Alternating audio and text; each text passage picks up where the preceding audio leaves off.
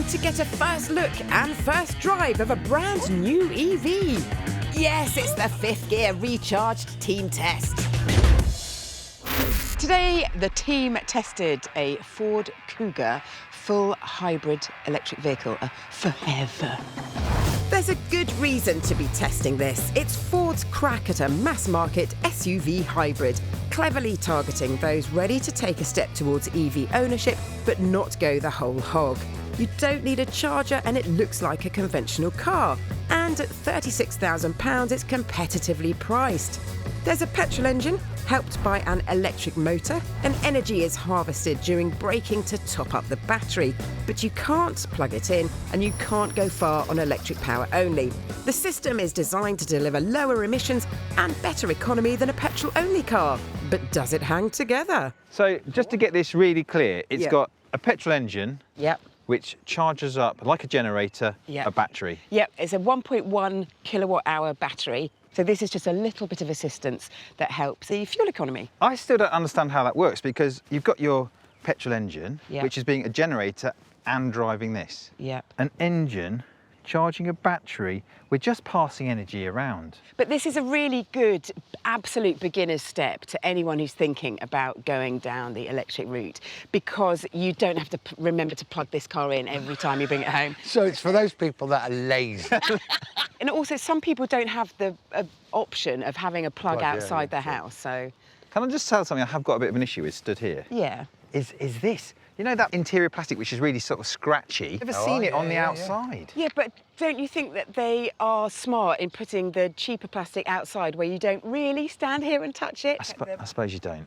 Looks-wise, then? Quite a nice looking thing, though, isn't it? Yeah. Doesn't offend, does it? No. It's just a nice looking car. I think I referred to it as vanilla.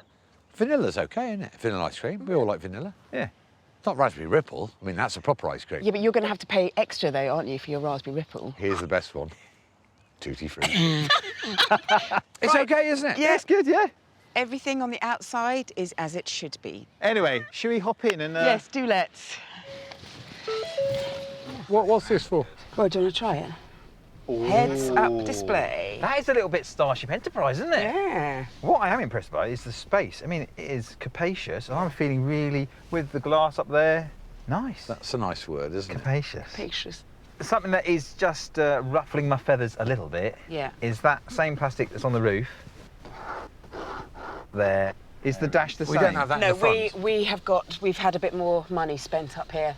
And you can recline your back seat as well. You've got to be careful when testing a new car, because sometimes a booby trap can be found. So what do I do? Just... So there's a... What's happened there? He's a plonker sometimes, isn't he? So I can recline this. That's quite nice, isn't now it? you can recline.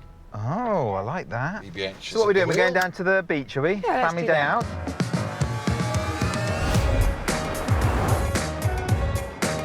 Right, up here you can now see what's happening. Each time I'm lifting off, the car is regenerating and sending a bit of juice back into the battery. So that's when I lift off and when I brake. And then when I put my foot on the throttle, then it's sending power to the front wheels. So it's front wheel drive only. So the boys' earlier concern that the hybrid system is pointless is not justified, because the car is storing energy that would otherwise be wasted and then uses it when you need it. Because you can see now it's constantly getting a little bit of a boost. And also at really low speeds in town, it can trickle along in electric power.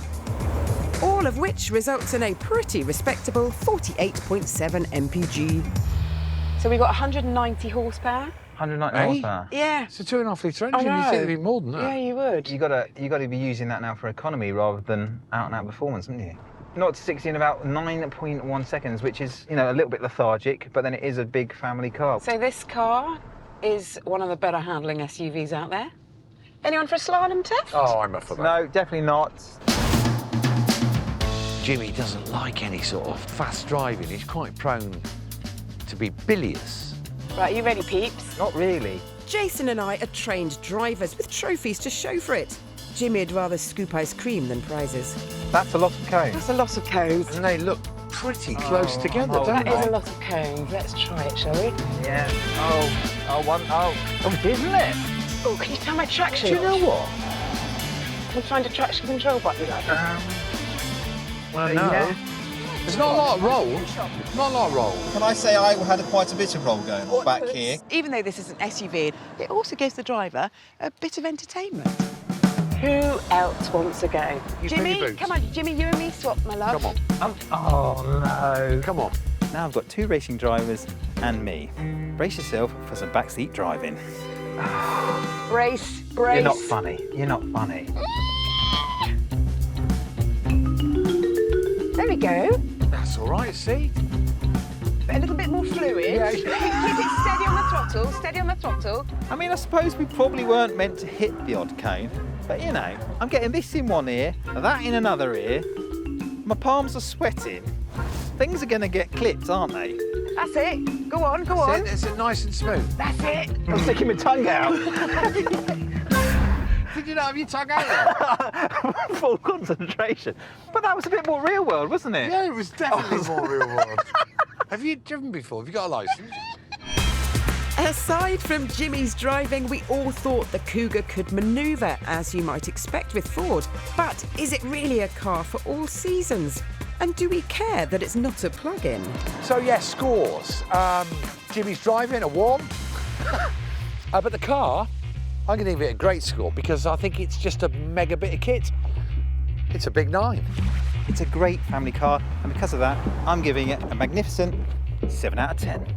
My impression of the Kuga 2.5 was very good. In fact, so good, I'm going to give the car an 8. A strong team test score of 24 out of 30, and it is a great recipe for those EV nervous drivers.